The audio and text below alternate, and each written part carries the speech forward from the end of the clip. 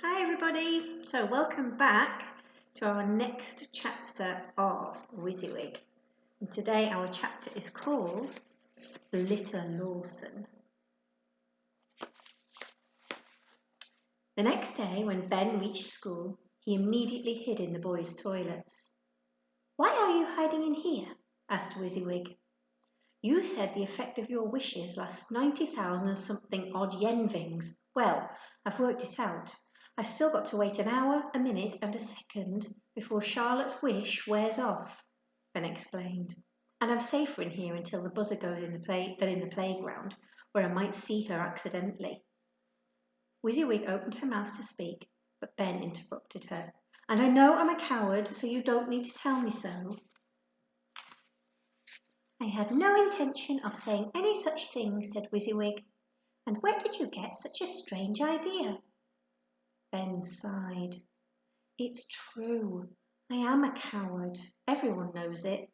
That's why I thought that if I had a younger brother, or even a sister, then that would be someone who doesn't know what a wimp I am. I would look after them and protect them and make sure that no one ever bullied them." "Ben, you are not a wimp," WYSIWYG frowned. "Look at the way you saved me from your vicious dog Tarzan. Not once, but twice."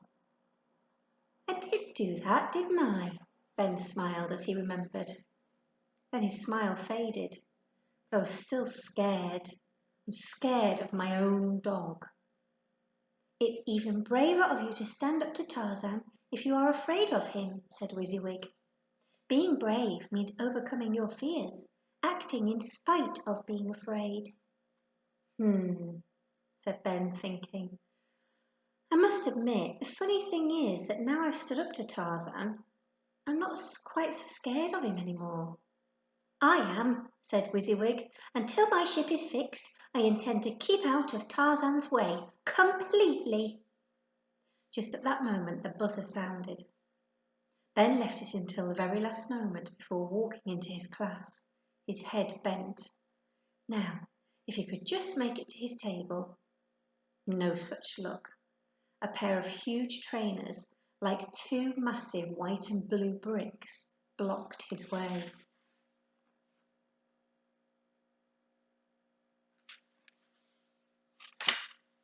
Ben's heart bounced in his chest. He knew who those trainers belonged to. Splitter Lawson.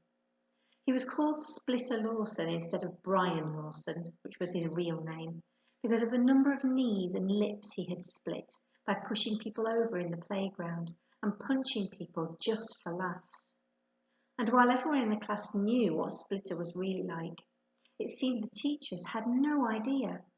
They thought Splitter was wonderful because he was always the one who offered to take messages around the school and carry the teachers' books.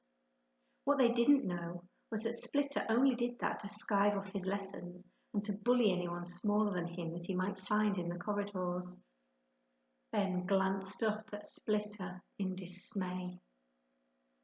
"I heard what you did yesterday," Splitter grinned, "and Mr. Archer walked into the classroom. "Is there a problem, Brian?" the teacher asked. "No, Mr. Archer," Splitter replied. "Then sit down," said Mr. Archer. "Ben, I'm glad to see that you've decided to give your lips a rest for today, or were you contemplating kissing Brian?" Ben sat down, his face on fire. He dropped his bag down to the floor from a greater height than was absolutely necessary. "Oof!" WYSIWYG groaned from inside the bag. Ben concentrated on his workbooks and the blackboard until the buzzer sounded for the mid-morning break. "Sir, do I still have to sit outside the staff room?"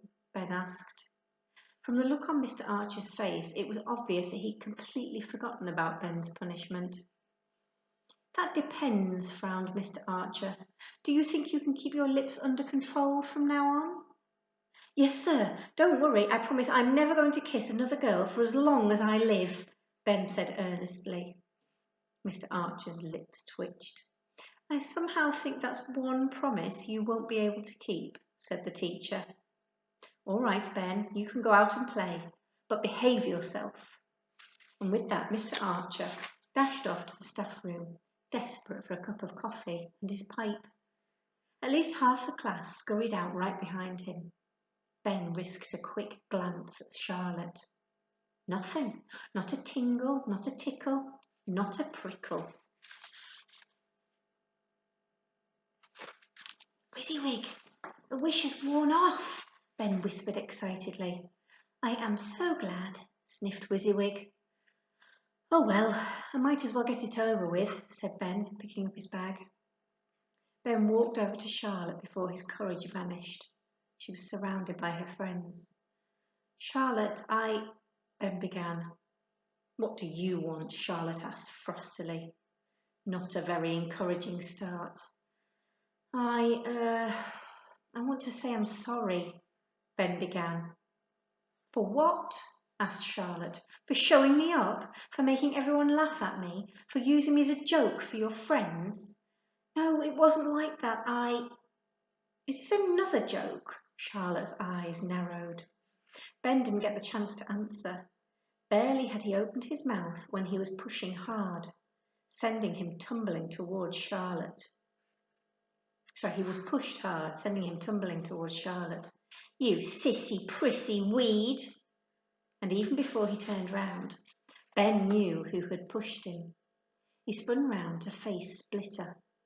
Out of the corner of his eye, Ben saw his friends, Stephen, Alex and Christopher, come to stand silently behind him. Splitter Lawson grinned at all of them. Without warning, Splitter snatched Ben's backpack away from him. There's something moving in here. What have you got in here, maggot? Splitter asked. Give that back! Ben tried to grab his bag, but Splitter pushed him away. Let's see what's in here first, said Splitter. Give that back right this second, or what? Splitter laughed. Ben glared at Splitter, his fists clenched, his blood roaring in his ears. Helplessly, he watched as Splitter took Wysiwyg out of his school bag. Judging by the reaction of those around Ben, Splitter wasn't the only one who was surprised and curious. Ben saw that Wysiwyg was careful to keep her mouth and her eyes shut, and she didn't move a millimetre in Splitter's hand. Put that down, Ben demanded. What is it? Frowned Splitter. Some kind of hairy football? Ben could stand it no longer. He jumped up suddenly, trying to snatch Wysiwyg back before Splitter could stop him. It didn't work. Splitter pushed Ben so hard that Ben fell over. This hairy football is obviously something you want a lot, Splitter grinned. So what will you give me to get it back? Splitter, you're a pea-brained moron, Charlotte said furiously. Yeah, why don't you go and play with the traffic, said Stephen, helping Ben to his feet. Splitter frowned at the crowd in front of him. Very occasionally one of his class would stand up to him, but it was always individually, never as a group. Splitter didn't like this, not one bit. All the teachers think you're so brill and you're nothing but a bullying, stupid idiot, Ben said furiously. Yeah, I wish the teachers could see you for what you really are, Stephen added. Yeah, so do I. And me. Others in the class began to join in. Hands up, all those who agree, said Stephen. 15 hands shot straight up into the air. You see, everyone agrees with me, Stephen said coldly.